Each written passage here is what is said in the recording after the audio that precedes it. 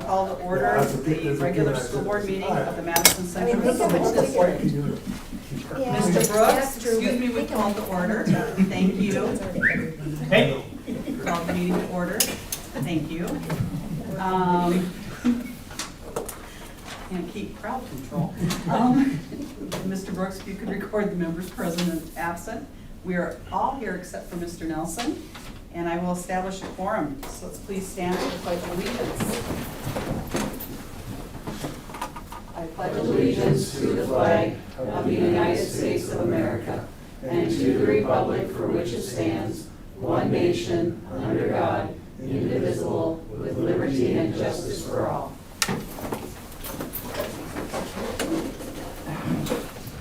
Okay. All right. We have, next on the agenda is oath of offices, which will be administered by Mr.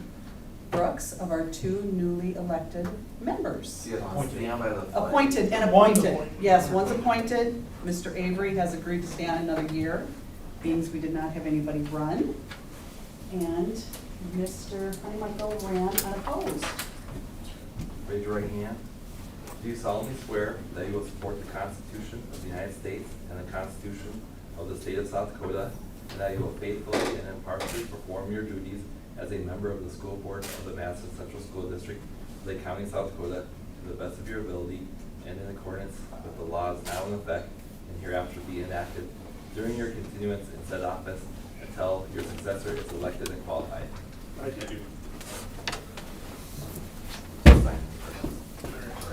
Okay. And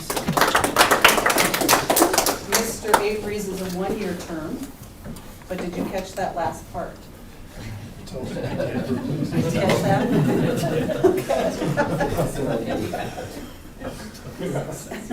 Could be a long haul.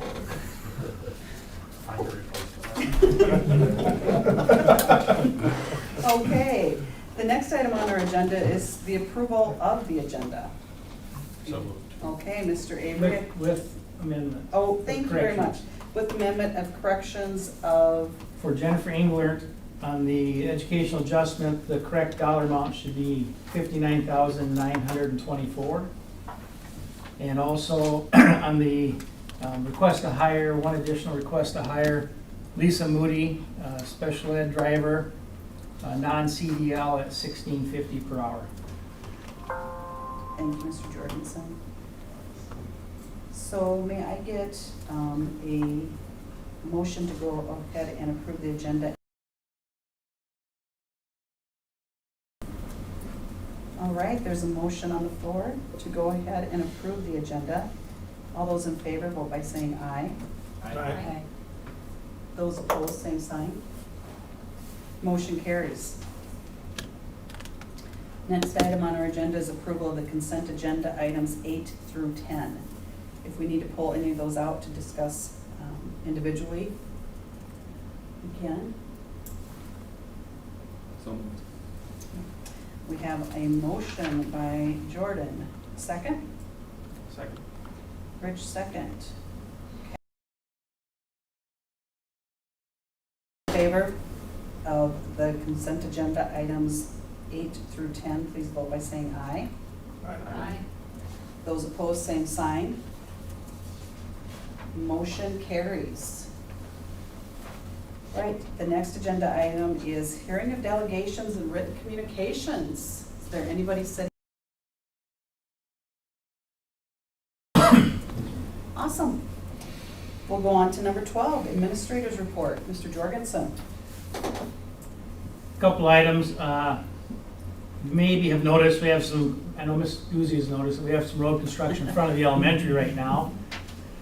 And we had a meeting last Wednesday with Banner, with the city, with the companies that were working on it. I was informed I'd have a lot more information by tomorrow. We've been assured we'll have one lane open for sure this week for in-service and for open house. My bigger concern is that we'll have both lanes open by Tuesday the 22nd, otherwise we can't get our buses in there. So if we need to make any changes for whatever reason, I should know more either tomorrow or Wednesday. So right now everything's still planned to start the 22nd. move forward, but let's keep it that way. So I'll know more here in a day or two. Once I know more, I will gladly share. Progress continues on the DSU athletic facility. Our first event there will be on September 1st, but I know DSU has scrimmage, I think it's Friday or Saturday, is it Friday? Right. And they have game the following Thursday, so looks nice. If you haven't been over there, try to get over there. We got some information today on the actual parking, which will be good to see that because we were a little concerned. I know Mr. Ricky's still working on how we're gonna have entrance to the game and a few other things, but we'll get that in place. DOE certification process, I'd like to say it's gotten better, but it really hasn't. We're still working through it. I wouldn't be surprised if, once they get through this part, if they don't start over. That's sort of what I'm hearing, but we'll see if they won't jump to something different. We've received the ASBSD bus packet, so that information will get distributed to Mr. Fods to get into all the buses. That's where if we have bus troubles, we can contact anyone who's part of that, the school that's nearby, and get to use their bus if needed. Congratulations to Mr. Shaw on his election to the South Dakota High School Activity Association Board. That came out a week ago, 2 weeks ago now. And then some dates. 14th, 15th, 16th, teacher in-service. We had our first day of in-service today. 17th, 18th, we have open house. We have our tennis invitational, the 18th and 19th. Boys golf invite, the 19th. First day of school, the 22nd. Middle school football and volleyball first practice is the 22nd. First volleyball home match, 24th. Cross-country invite, the 25th. We're away on the 25th then for football at Dells, and then again September 1st will be our first game on the new facility. That's all I have.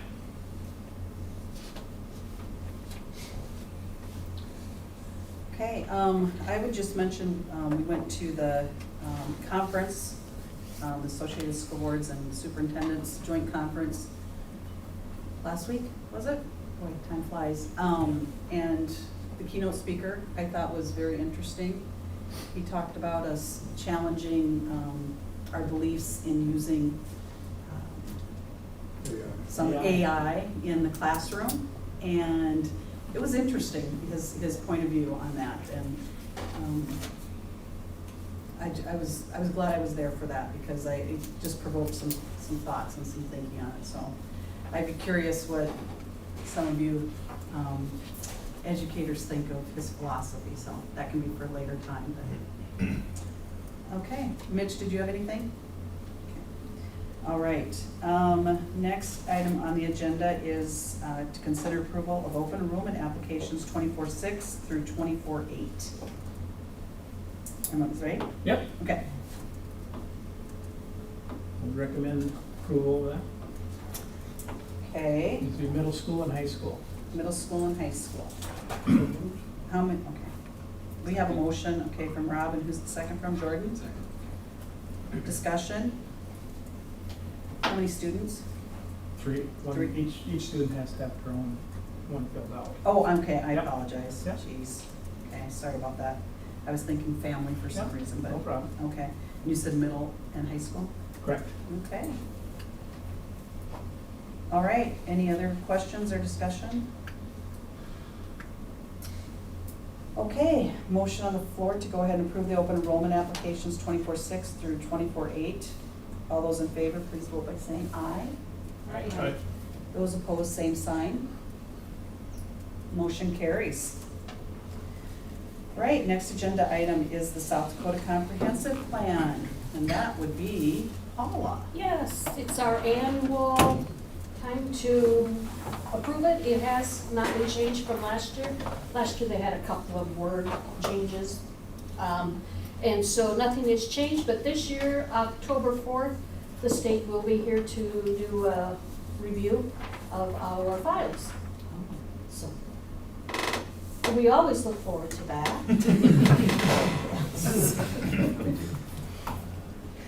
Yes. All right. Anybody have any questions or anything about the comprehensive plan? Everybody understands what that is? And Okay. Can I get a motion to go ahead and approve that plan? Okay, Kirsty, and second by Lindsay. Any discussion? Okay, motion on the floor to go ahead and approve the South Dakota Comprehensive Plan as presented. Those in favor, please vote by saying aye. Aye. Opposed, same sign. Okay, motion carries. Next agenda item is to consider ELO to conduct the 22-23 audit. So we got our engagement letter from them, and that's what we posted. The services listed on there are $17,600. Last year they were $16,500. Exactly 6%. Kind of matches our state formula. I don't know how the others know. But our recommendation would be to approve ELO for conducting our annual audit. Okay. Can I get a motion for that, please? So, Jordan, in a second. I'll second. Okay, we got Rob. Any questions or discussion on that? Okay, hearing none. We have a motion to consider, or to approve the ELO, for ELO to conduct the 22-23 audit. All those in favor, please vote by saying aye. Aye. Those opposed, same sign. Motion carries. All right, now it's time to review our handbooks. So does Mr. Shaw get to go first, being the high school there is listed first? Makes sense. Apparently, huh? All right. So my changes aren't terribly major. The first four are just inserting new calendars for the year. I always put calendars in there for the kids. On page 11, regarding graduation, when I first got here, the kids would graduate almost about a week ahead of the regular school year. So they would not get their diplomas in their sleeves. We've kind of changed that, so they actually get their diplomas at graduation. So I just took out the verbiage that the graduates will not receive diplomas at their ceremony. I also took out some verbiage that if they don't follow rules, they're gonna pay a fine. And then just added, any student who does not follow the rules will face possible consequences during the graduation ceremony, including removal from the premises. So I've been here, I've done 10 graduations, I've had 0 issues. Our kids are excellent, they're well behaved. Obviously, we front load them before we have graduation, so, yeah, but if you don't have it in there and something happens, you got nothing to stand on, so. Page 13, open campus, we added in students who score proficient or advanced on their Smarter Balance State testing in the area of English and language arts and also mathematics are given the opportunity for a second open study hall their senior year. Works wonders, let me tell you. Went from about 10 kids proficient in both to 40 in 1 year. So it's amazing when you give them an opportunity. So, and then the only other change I made was with report cards. I just put in there that we provide the report cards electronically through the Infinite Campus. So, well, back in the day, you used to mail them to parents, and we don't do that. We just send them electronically. So, just some cleanup is really what mine was, just to get in line with what we got going on. Okay, and then if somebody doesn't have access to the electronic, Well, we will Yeah, always they mail just them. come up here and- Absolutely, yeah. We'll actually mail it to them, but Okay.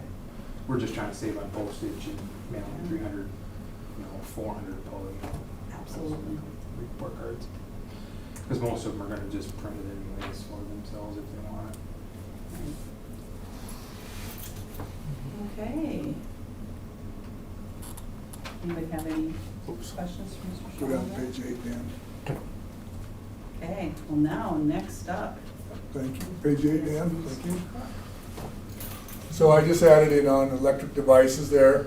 One of the things that's become a little more prevalent is students recording staff, not necessarily you walking around, but your voice when you're talking to them. It's become something that's a little new. Middle schoolers are pretty clever about wanting to do all that kind of thing. So we just decided, I just put it in there that you can't do it. Unless you've got my permission or teacher's permission, you don't need to be out recording, you're not supposed to have your phones out, but it's becoming more and more of a thing. So that just kind of lays that out, that that's not gonna be allowed. And then, if you wanna add down to page 14.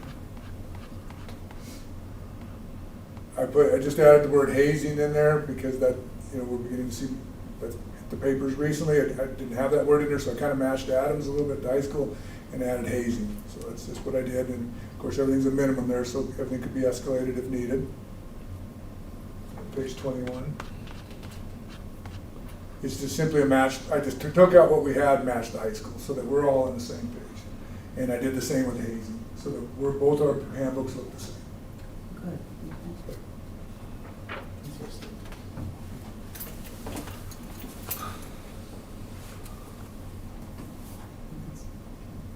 All right, how about the elementary, Ms. Guzzi? Throughout the elementary, it's semantics for the most part, with some adjustments of, instead of referring to just parents, I refer to parents, guardians, or families, just to be more inclusive throughout. And then the one addition was on page 15, when we discussed elementary programs, I added the English Language Development Program, which has been offered in the elementary, but just had not been listed. And then on the health and wellness page where we talk about head lice, because we have a school nurse, the school nurse is now listed as the person who can give you the clearance to come back to school rather than the Lake County health nurse.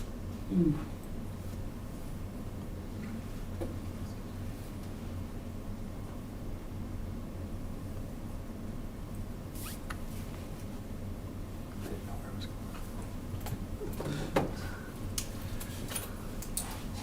Very good. Any questions or anything? All right, well, thank you guys. We appreciate your work on these. I know it's something you gotta look at every year, and appreciate your diligence with that. Okay, 17, consider providing free student meals from August 22nd through September 1st. Mr. Brooks?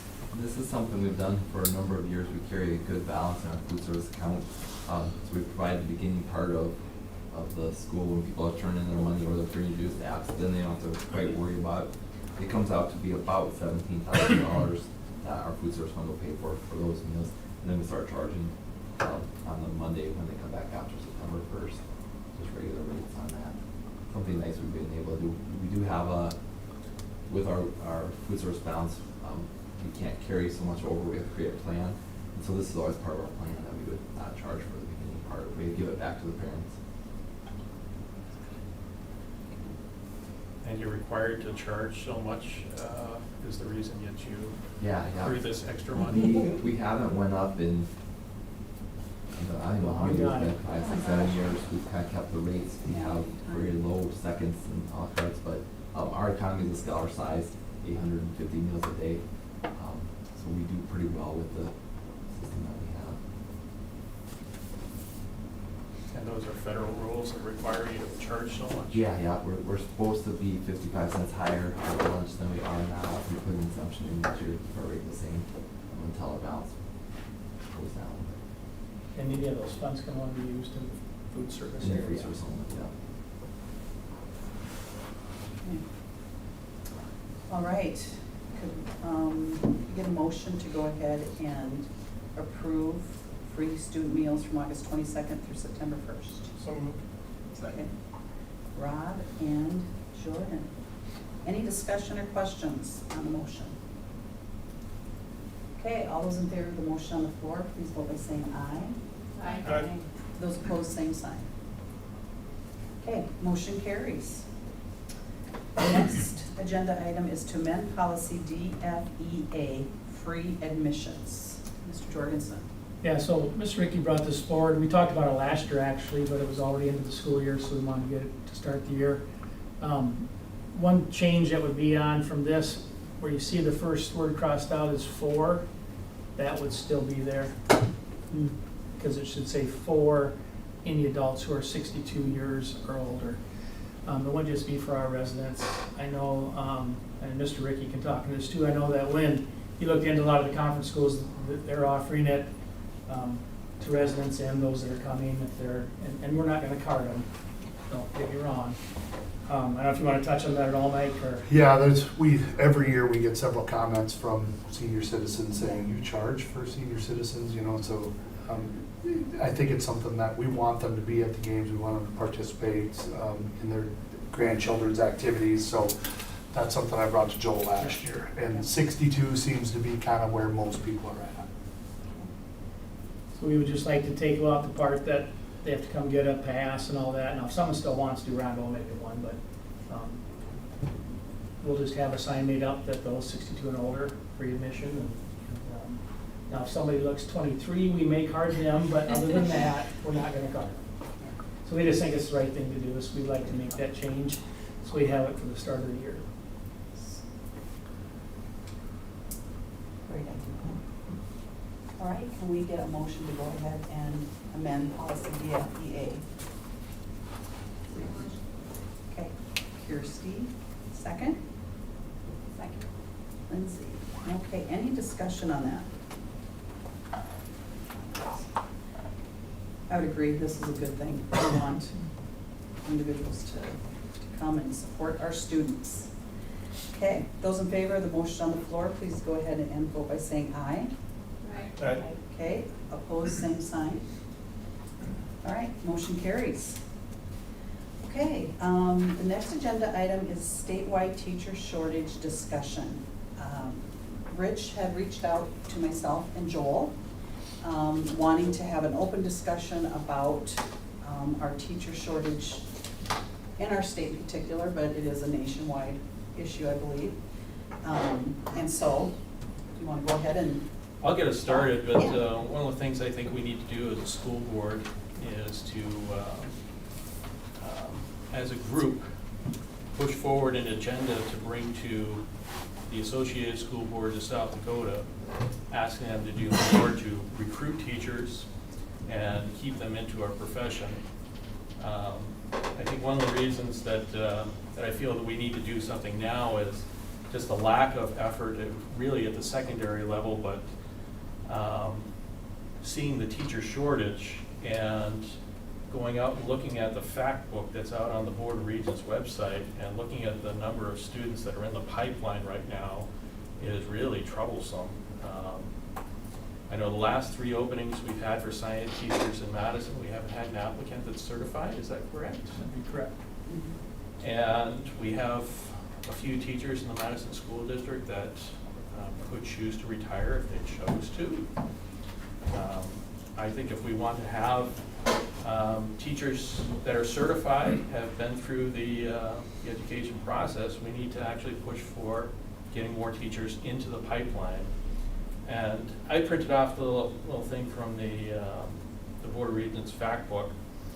And right now there's about 50 students in the pipeline for mathematics education.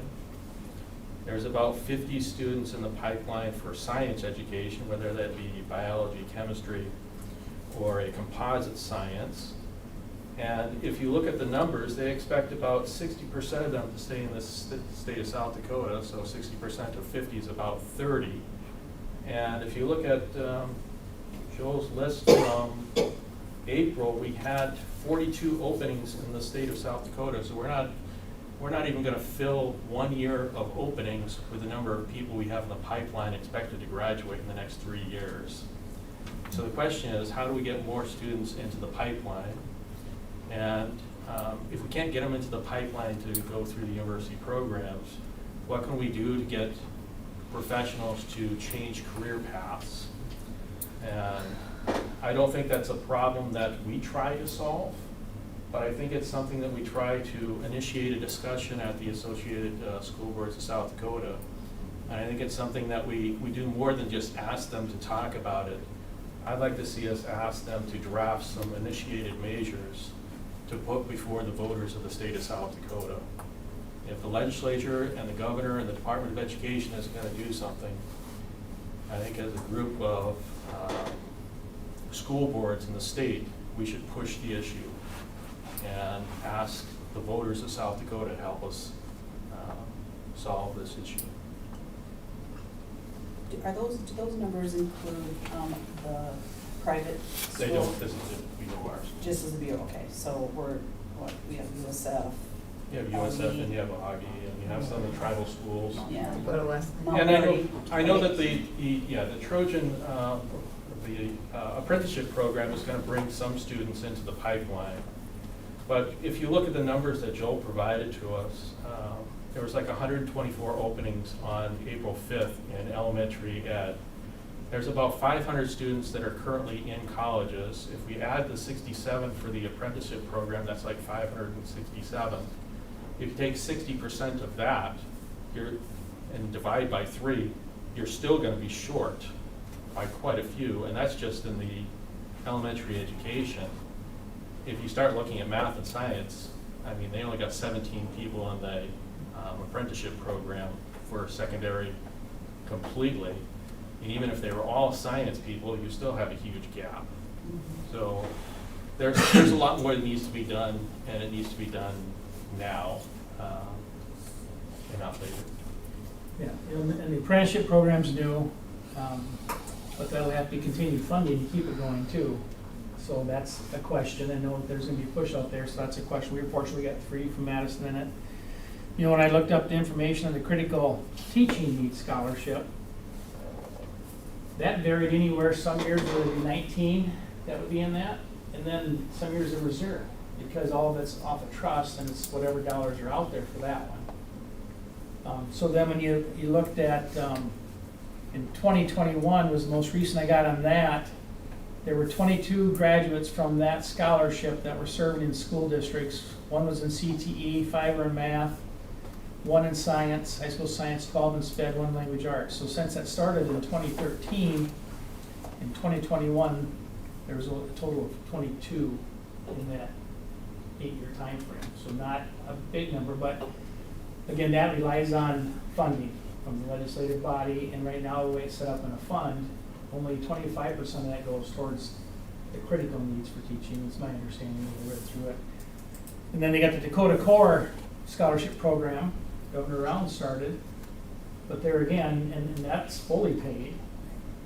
But that's not just teaching, that's also engineering, accounting, a number of different things. So I don't have the exact numbers that were in the teaching side because I couldn't find that as I looked for it, but I know there's some out there because I know some individuals who have gotten that scholarship. This year, something new, they did the student teacher permit. If they were considered at a certain level, then that student teacher could be the teacher of record. But they still had to have a cooperating teacher, and I don't know how many schools are using that this year. I have no idea. I'm guessing that information will come out at some point in time. So I don't know, I think you're gonna see a lot of the rural schools where that's probably taking place. But there again, there aren't enough student teachers to fill those areas either, as part of the issue. They did say the teacher mentoring they've started, the one that I think is a real positive is that since they started the teacher mentoring in the state, they have seen a 15% increase in retention. So that's good, and that'll continue. We have our own here we do, we also have the state one that we're involved with.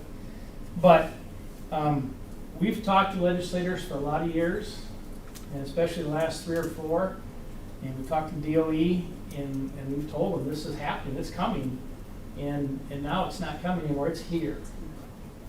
We have a shortage, and I don't see this changing anytime soon. And now there's 180 openings as of August 7th, I think it was, statewide is what they said. But in talking to a number of other administrators, a lot of those positions weren't necessarily filled. They either weren't going to offer that anymore, or the class sizes they made bigger, they gave up on trying to fill them. Or they'd taken in some of the larger schools, someone who might have been an integrationist, or might have been a job coach. They were putting them back now, and the classroom's taking them out of those positions. So even though the number has dropped, it might be a little bit of a falsehood how it's dropped, because it's been how they've tried to fill those, and they just quit advertising eventually. You know, when you've had it on there for 2 months or 3 months and have an app, you don't worry about leaving it on there. So I agree. And I don't think you'll find an administrator that would disagree that we need to have more done on the legislative level.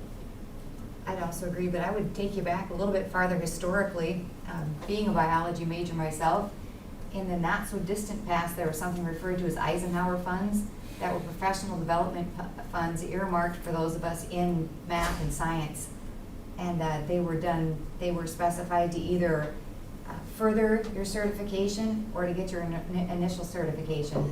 And you were eligible for, a specific number of dollars per year. But that was brought in by, obviously, President Eisenhower when he wanted more math and science teachers in the pipeline as we were in the race for space. But I wasn't in the program then, but when I was, which was several decades later for the record, it was still active, so. Decades. No, I was a little concerned, I'm like, Eisenhower. Oh. Right, but we're not talking about a new issue in math and science, and it has been addressed, and then those funds were rolled up and reallocated. Yeah. It might be time to, both at the federal and state and local levels, to take another look there. Well, I think there's two areas where there should be a focus. One, how do you get people to change their career paths and get into education? And then I think you have to figure out a way to actually pay the transition period, give them a salary while they're actually doing whatever it is they need to do to become certified. And hopefully there's some sort of Teach for South Dakota or something like that, just like there is for Teach for America, that could actually get them through and into the pipeline. But the other thing, and it would also help all the alternative certifications as well. The idea that here's a person who's transitioning into teaching, have probably not gone through the education coursework, probably don't have a lot of the experience of how you set up a course or design a course or build a course, use D2L or whatever technologies they're using. And yet at the same time, they're being asked to take classes at the university level at the same time they're trying to figure out how they actually teach classes on site. So I think there needs to be some sort of academy of some form so that they actually don't have to be taking classes at the same time they're learning how to teach classes.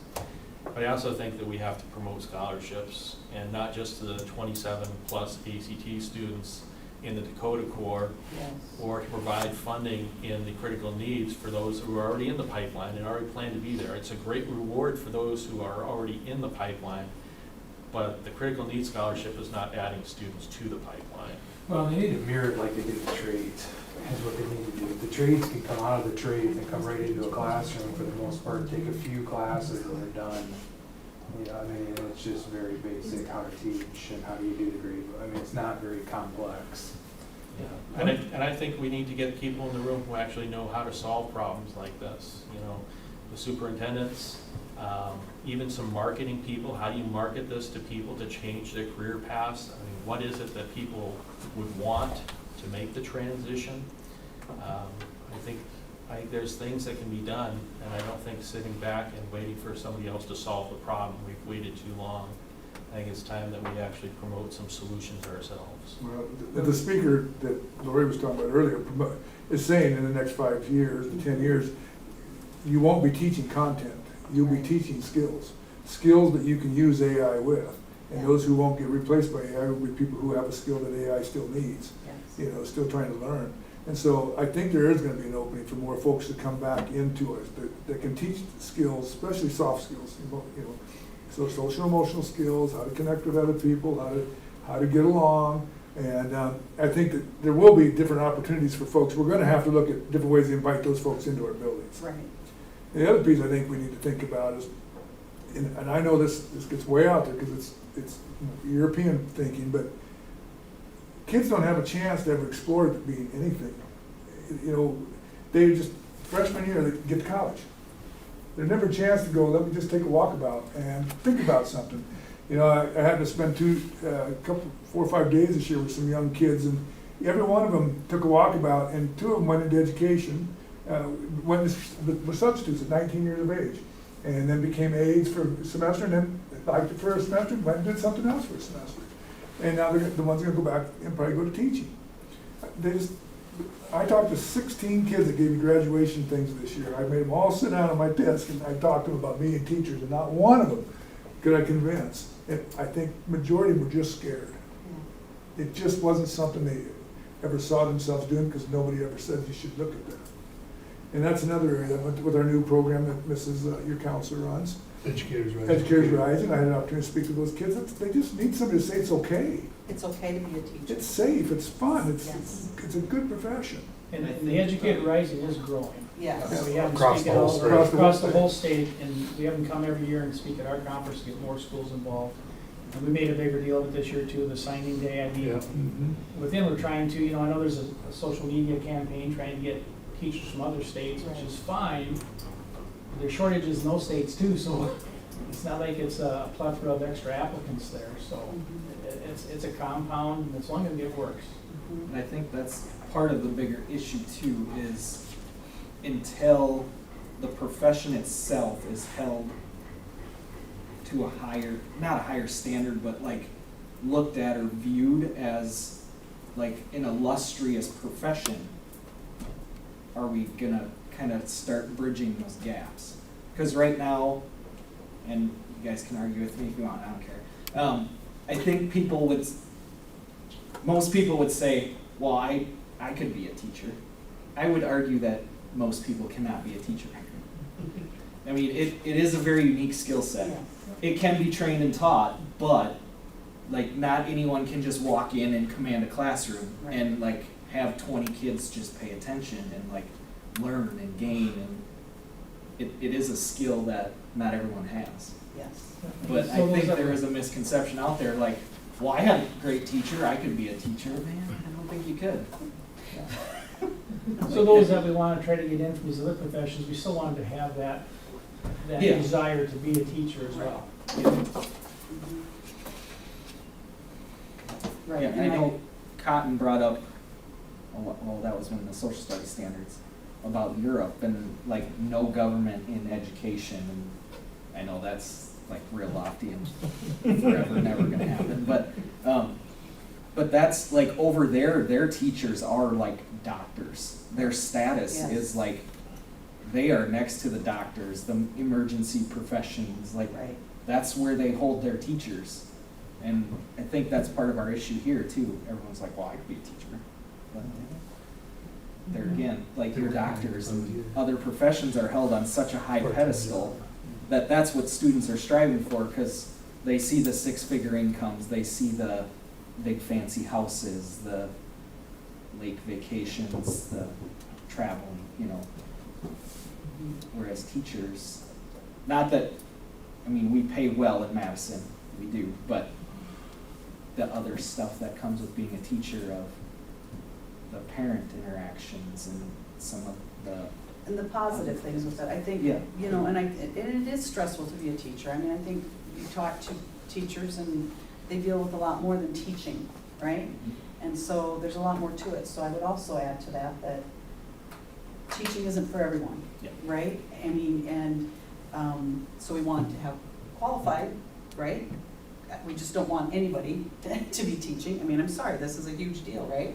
These are our future employees. So I think that this is great. I would agree with everything you've said, Rich, today. I mean, I think it is. It's something Joel and I spent a lot of time talking about. And I think that there has been movement. There are a lot of good things going on. I really like the Educators Rising. But the idea to do more. So can you talk to us a little bit about where you'd like to go from tonight? Well, one thing, I'd like to make a motion tonight that we have Dr. Hanemichael request the creation of an agenda item for the next Associated School Boards of South Dakota meeting to discuss the drafting of initiated measures to address teacher shortages. So I'd like to see us actually have that discussion at the Associated School Board of South Dakota. I'd like to see it on the agenda there and have a group of, people who can gather and talk about pushing the issue. And I just don't think the issue has been pushed.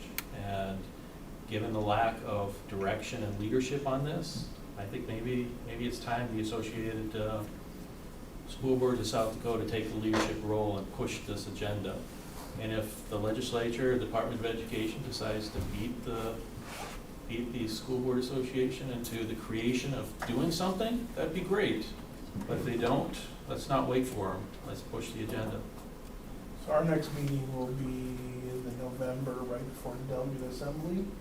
Mhm. And so we could always add something to the standing resolutions. Right.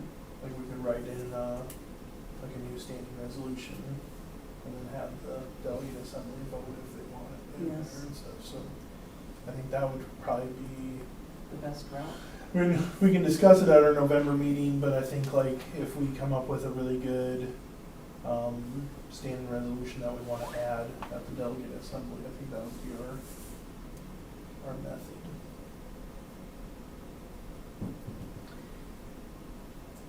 And then last year, Lindsay was our representative there. I was there for part of it. I was there the day before, but sometime in November, right?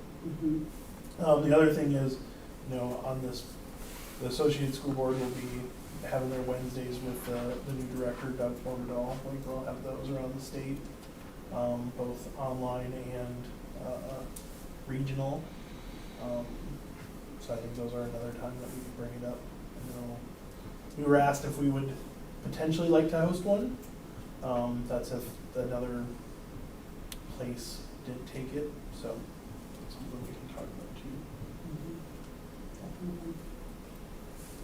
And then we have our legislatures in too, usually in the fall. Yeah, October, and of course this is a topic Yep. that's addressed this in always school funding.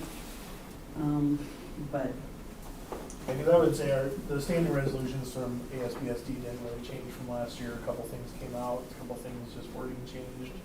I don't think they're out there yet, but it wasn't too much, except for continue to ask for funding and everything else. But I think there's also like, I think this becomes like a big, connected issue, seeing college of eds at the different universities get more involved. I don't know if they visit schools, middle school, high school students and visit with them enough. I'll say from, my experience when I was in the Beacom College, our recruiting students to the major and to camps and stuff like that was faculty going out into schools. And I don't know if college ed faculty from any of the universities, spend that much time inside the school. So I think that's another, we can't force them to do it, but I think at the same time we can welcome them to come in, right? Like if somebody wanted, that's the hard part sometimes is those people don't feel like they can necessarily come into a classroom or have that platform to come in and stuff. And so I don't know if with Educators Rising, if that's try to get them more inside of it. But I think also, I was at a workshop and somebody was talking about some article that they read that even students that are like in 5th grade already feel like they have to make a decision on what they're gonna do so that they take the right classes.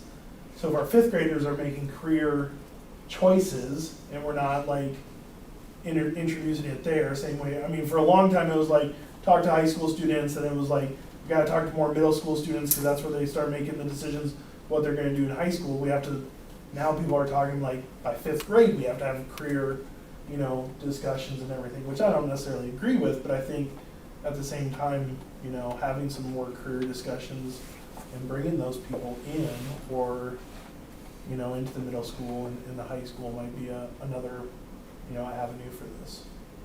The state did put on a program this summer and then I think passed called the Code of Dreams. I don't know if they did teaching. Do you guys know if they approached teaching? They have it? Okay.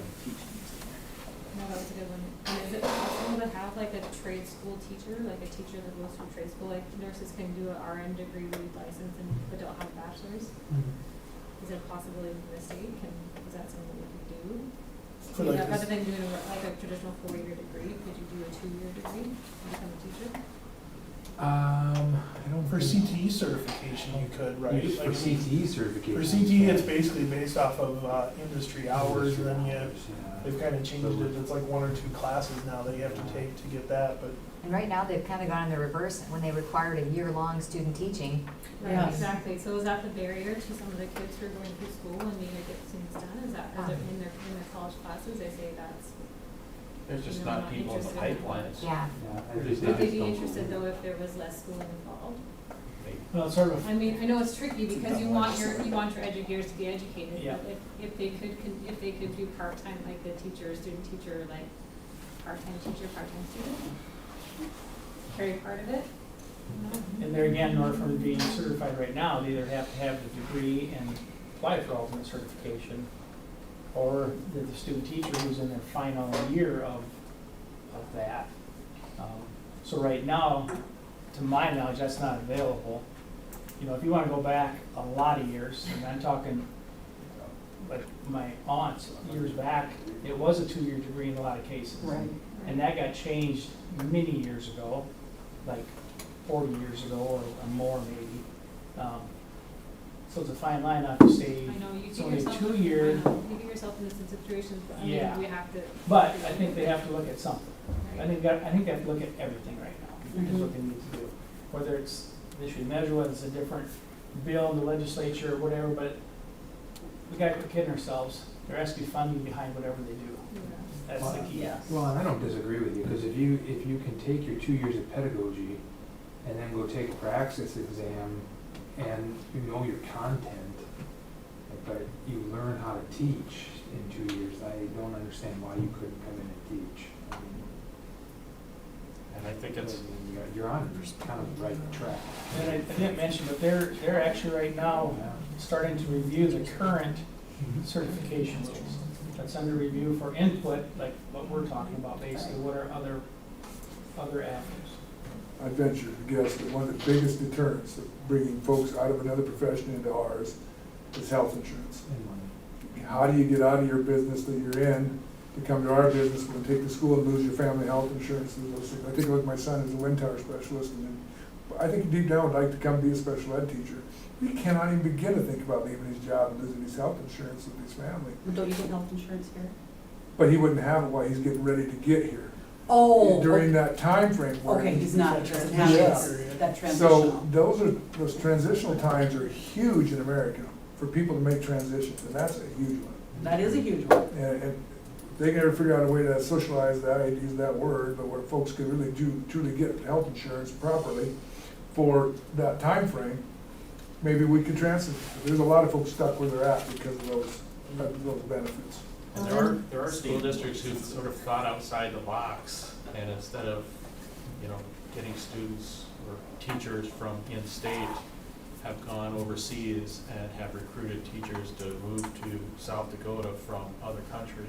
Philippines are big. a lot from the A lot of Philippines. Philippines. A lot from the Philippines, Sioux Yeah. Falls has quite a few. But I think that's only for, and I don't know enough about it, I think it's only for like a 3-year That's the codified laws. fees or something. Yeah, but could they then transition their visa to a different type of visa? Because that's the 2 different visas that are listed in the program.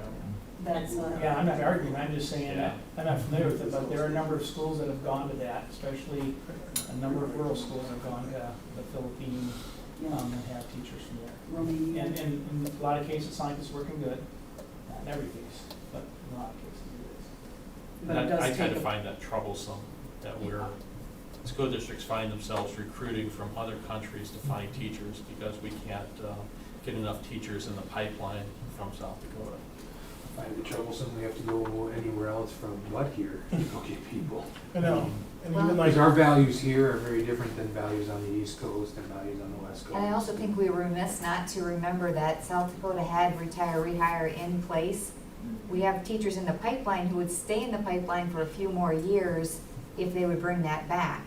Now, that's not the stopgap measure, but that is a measure too. Yes. And that comes down, allows them to stay on insurance a little bit longer. Now, on the flip side of that won't even work for the next generation of South Dakota's teachers because we don't have an early retirement Right. component in place for them. But there is a stopgap measure that could be accessed quickly right now. well we backfilled and recruited people into the profession.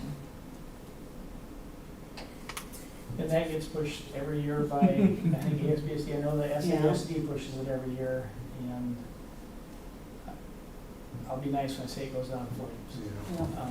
Because of the retirement board is dead set against it.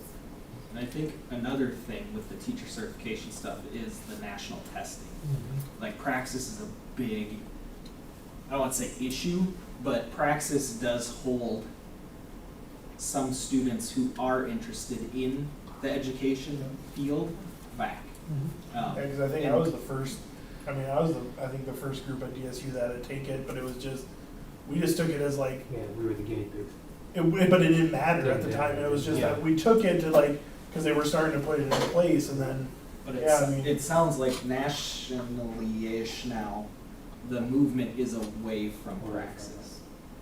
Iowa just, I think they went away from it altogether, the state.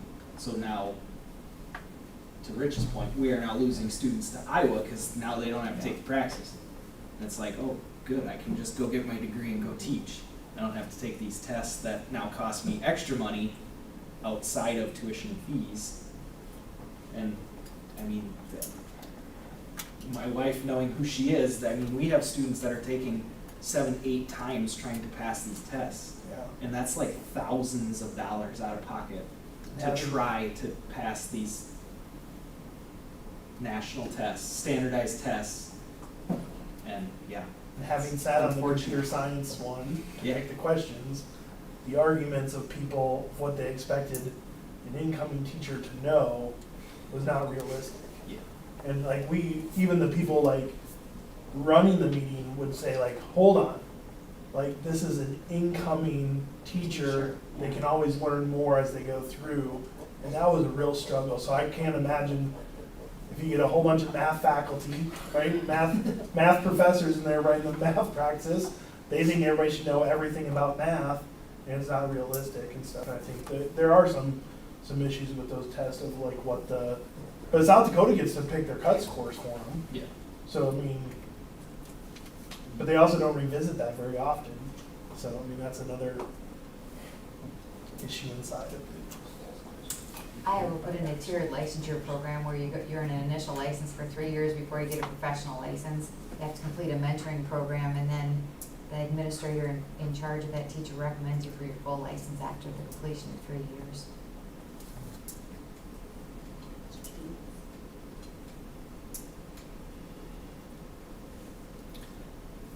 Okay. Yeah. So, I'm wondering if we need a motion or if we need an action item for, our plans for, first of all, the delegation, assembly, to definitely maybe put together a resolution if we can, that we propose for a standing, position. I think the big thing is, I'd really like to see a discussion happen at the Associated School Right. Boards of South Dakota, because, our group here, we should be able to push forward an agenda item, say, let's have this discussion, and then let's, as a group, come up with a resolution, or I'm hoping that the Associated School Boards of South Dakota will take this on and work on some ballot initiatives to force the issue if the Department of Education and the legislature, or the legislature depending, don't act, because I think inaction has to stop. I mean, we have to do something. I think making it as a resolution would make the most sense, because we really don't have any jurisdiction over the ASBSD and what we can make them do, but we can certainly tell them what we think they should be looking at. So I think it'd be good for it to be a resolution from our board Yes. to the ASBSD that we had this discussion, and these are the things that came out of this discussion, and we want it to be something you're gonna talk about next at your level to bring forward too. So I mean, even at our meeting, last week, it was discussed because, we went around the circle and everybody talked about, where they're at with their hiring, and, Aberdeen doesn't have a science teacher, and this school stole this other school's music teacher, like everybody was talking about, where they're at, and, some of the schools were hoping that their teachers from the Philippines get there in time, and Other schools were talking about how they, own a lot of houses to let, you know, that's their benefit to hiring a teacher to come into their district is they'll help them with housing and, you know, there's, so, yeah, we had, I mean, it was definitely this discussion as we went around and talked about, like, it's usually kind of our good news time, but the August one is the good news is like, well, we have everything but janitors filled or bus drivers, so, you know, like, most of the discussion was really on kind of where people were at in their hiring and so. So, Rich, would you be willing to work on a resolution with Rob and Joel? I think Myself, like, somehow we should be able to get something drafted. Yeah. Yeah, You said you don't have it till the next meeting's November, so we can. bring it Yeah, back. cause it's like, cause what is it, like usually, can't you submit ahead of time, yes, like or like the Yes. standing positions? Yep. And then if not, at the delegate assembly, you can handwrite them and bring them in and everything, so. but I if think we in do this it- case, even to send it to the school board, or to the associated school boards early to get on their agenda item, Yeah. to talk about maybe at their next meeting even, I mean, do you think? Yeah, whether we wanna make it in resolution form tonight or wanna do it at the. We could do one again at the- tonight. At the September meeting, either one's gonna be on time, you know, quite honestly, this will be out there, you've heard it, you can relay some stuff ahead of time Yep. too, but, And I think they were talking about starting those Wednesdays a little warmer, all like in October, late September, early October. you know, usually they're the, I wanna say the end of September. Yeah. Yeah, one of the things I'd like to see us do is have a call to action, though. Make sure that, you know, we're gonna have something out for the voters of the state of South Dakota if the legislature and Department of Education don't beat us to it. And that'd be okay if they do. That would be fine if they Exactly. do. Okay, so would you be prepared to make a resolution, or do it like a resolution tonight, or should we put that on for the September school board meeting? Maybe wait till September, drafted. Let's draft a Have good something one, for let's September. draft a good resolution, and I can help with that too, I just wanted to make sure that you. I can reach out to the, And whoever else, if everybody would like to be involved, but then we'd have to have a Yeah, public we can meeting, do it. so we don't wanna do that. And this is coming. It's Yeah. on Yeah. there, Yeah. but it has to be more than we know what's out there. Yeah, So we then, gotta try to do yeah, yeah, so, okay.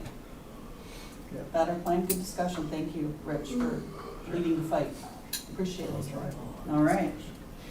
Okay, with nothing else on the agenda, the next item is to adjourn the regular school board meeting. Can I have a motion?